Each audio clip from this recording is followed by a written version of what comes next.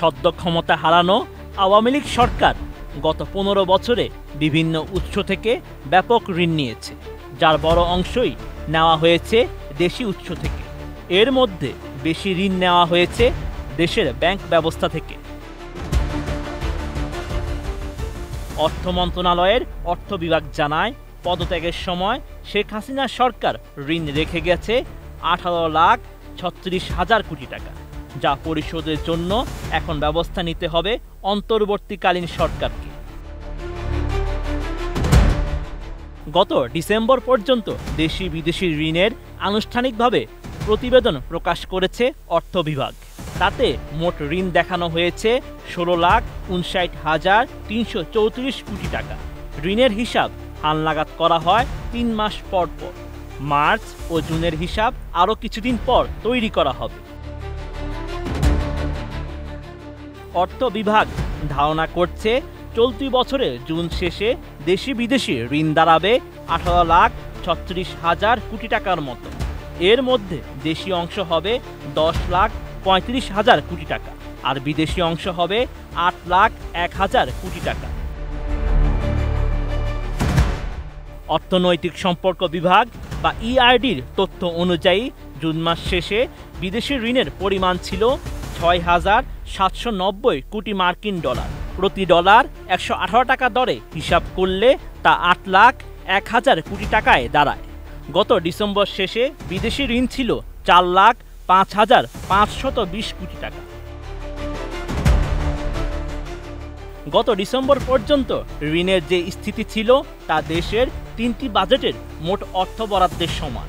এর মধ্যে 9,53,814 কোটি টাকার দেশি ঋণের মধ্যে শুধু ব্যাংক ব্যবস্থা থেকে নেয়া ঋণ ছিল 5,25,447 কোটি টাকা।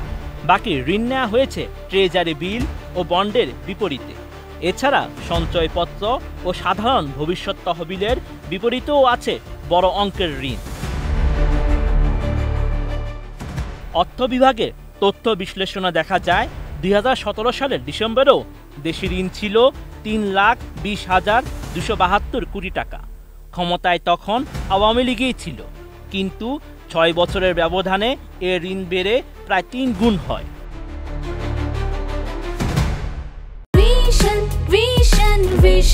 100% কপার কন্ডেন্সারে তৈরি ভিশন ফ্রিজ, তাই গুণে মানে অটুট থাকে বছরের পর বছর। 2009 সালের 6 জানুয়ারি যখন আওয়ামী লীগ সরকার দায়িত্ব নেয়, তখন দেশি বিদেশি ঋণ ছিল 2,76,830 কোটি টাকা।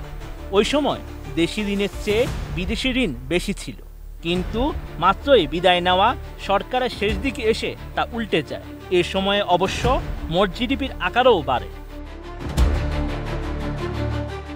বিশ্লেষকরা বলছেন, সাবেক সরকারের যথাযথ ঋণ ব্যবস্থাপনা না থাকায় দেশি উৎস থেকে বেশি পরিমাণে ঋণ নেওয়া হয়েছে। যদিও বৈদেশিক মুদ্রায় বিদেশি ঋণ নেওয়াকে সবসময় স্বাগত জানান অর্থনীতিবিদ ও বিশেষজ্ঞরা।